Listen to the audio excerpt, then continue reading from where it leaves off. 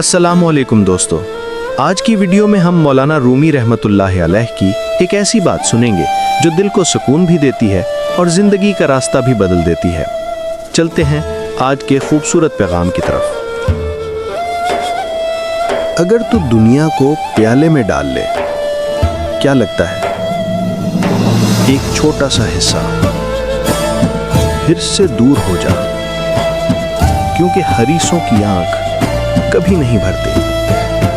انسان جتنا زیادہ لوٹتا ہے اتنا ہی خالی ہوتا جاتا ہے، لیکن سیپ نے صبر کیا، ایک لمحے کا قناعت بھرا قطرہ قبول کیا، اور اسی ایک قطرے نے اسے قیمتی موتی بنا دیا۔